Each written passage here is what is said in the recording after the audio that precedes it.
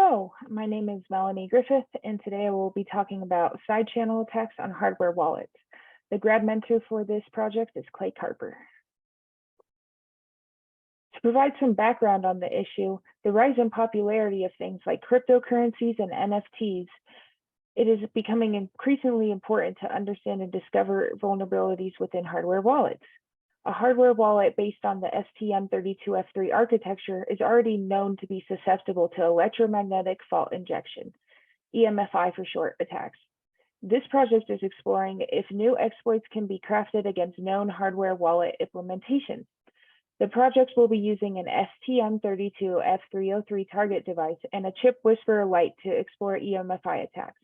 The chip whisperer light is a device that can perform high-speed power measurements, which will become useful when wanting to analyze how the EMFI attack affected the chipboard. As you can see here, the red is the target board and the blue, and the black board over here is the chip whisperer light. In order to explore the vulnerabilities using an EMFI attack, we want certain hardware aspects to be present. The main goal that we had this summer was how could we power and drive a 7-segmented display and 2 buttons using the target board and chip whisperer. We also set to learn how to implement a pin checking functionality driven by the target board and the 2 buttons and 7-segmented display. The pin checking functionality would work like having the display 2 digits and having the first button control the first digit and run it through 0 through 9. And the second button control the second digit that runs from 0 through 9. Then a simultaneous button push, so a button push at the same time, would act as an enter pin, and the 7-segmented display would then alert the user if the pin was correct or if the pin was incorrect and have them try again. Due to the poor documentation of the target board, integrating the hardware aspects directly became very difficult. So instead, in order to test if the buttons and display were being driven correctly, other microprocessors that were better documented were used. These include the Arduino Mega and STM32F3 discovery devices. First, a program was written for the Arduino Mega to control the buttons and display. Then the logic used to create that program was transferred to the STM32F3 discovery board. That STM32F3 discovery board shares the same architecture as the target board that we are using for this project. Finally, once the hardware was working on the discovery board, the program was then modified and sent to the target board via a JTAG device known as the ST-Link V2 ISOL, which communicates directly with the target board.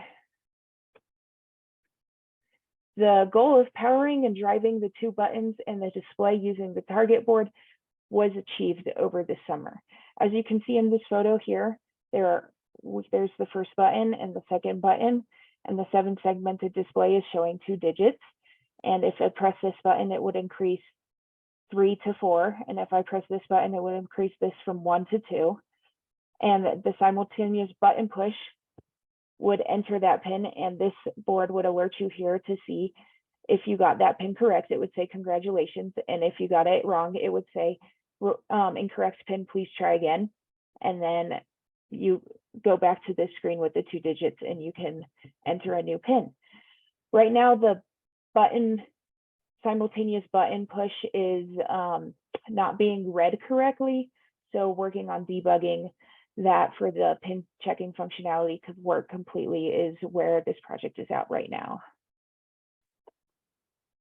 Some short-term challenges and future work for this project include figuring out how to read a simultaneous button push on the Arduino Mega board, and then transferring that logic that builds on the pin checking function on the Arduino to the STM32F3 discovery board.